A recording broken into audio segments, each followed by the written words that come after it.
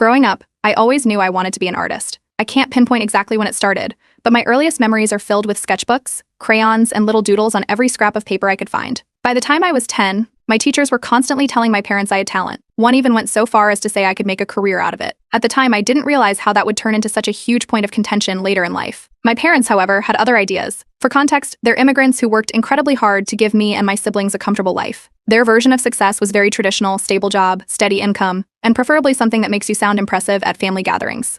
Being an artist? That wasn't part of the equation. They'd nod politely whenever someone complimented my art, but they'd always follow it up with, "It's just a hobby."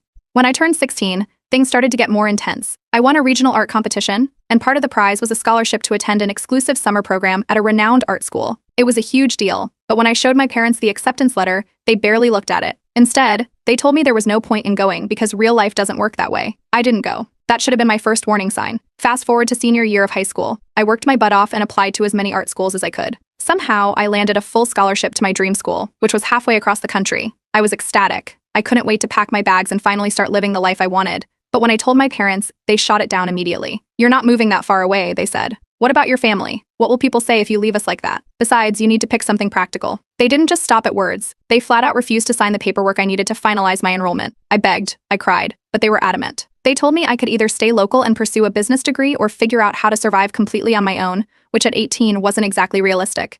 My dream school's offer expired, and I ended up enrolling in a local university for a degree I had zero interest in. That's when the resentment really started to build. I felt trapped, like my life wasn't mine anymore. But it wasn't like I could just rebel. My parents still controlled a lot of my finances, and I had to work part-time to help cover what they wouldn't. I spent every day juggling a degree I hated, a job I tolerated, and a family that constantly reminded me how much they had sacrificed for me. The guilt trips were constant. "We gave up so much so you could have a better life. You can't throw it all away for a silly dream." Meanwhile, my art took a backseat. It was hard to find time for it between work, school, and trying to maintain peace at home. But every now and then, I'd see someone online doing what I had dreamed of, and it would sting all over again. My parents, on the other hand, would casually talk about how they wish they'd pursued their own passions. My mom always wanted to travel, and my dad had dreamed of starting his own business. Hearing them talk like that was infuriating. They wanted me to give up my dream while they were sitting there regretting their own choices. The breakthrough came during my junior year.